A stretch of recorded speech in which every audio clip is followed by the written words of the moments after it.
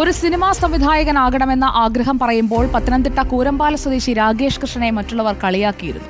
ഭിന്നശേഷിക്കാരനായ ആൾ എങ്ങനെ ഒരു സിനിമ സംവിധാനം ചെയ്യുമെന്നായിരുന്നു മറ്റുള്ളവരുടെ ചോദ്യം. എന്നാൽ ഇച്ഛാശക്തി കൊണ്ട് ഒരു സിനിമ സംവിധാനം ചെയ്ത് തിയേറ്ററിലെത്തിച്ചാണ് വിമർശിച്ചവർക്ക് രാകേഷ് കൃഷ്ണൻ എന്ന ചെറുപ്പക്കാരൻ മറുപടി നൽകിയത്. കളം 24 എന്ന സിനിമ പ്രേക്ഷക ശ്രദ്ധ നേടിക്കഴിഞ്ഞു.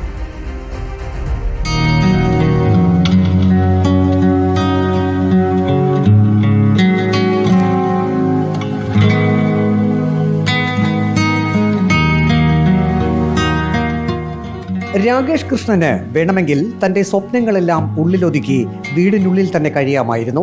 പക്ഷേ സഹതാപം രാകേഷിന് ഇഷ്ടമല്ല.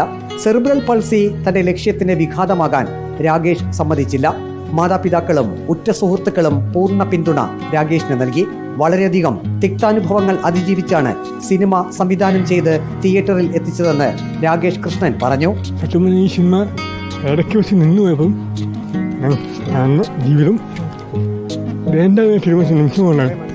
അപ്പോൾ അതിൽ കാണും പല കാര്യമുണ്ട്. അത്രയ്ക്ക് നമ്മൾ സ്ട്രഗിൾ ചെയ്യും. 4 ചുവരുകൾക്കുള്ളിൽ ഒതുങ്ങേണ്ടതല്ല തന്റെ മകനെ പോലെയുള്ള മറ്റു കുഞ്ഞുങ്ങളുടെ ജീവിതം. സമൂഹം എല്ലാ പ്രോത്സാഹനവും അവർക്ക് നൽകണമെന്നും അമ്മ രമ പറഞ്ഞു.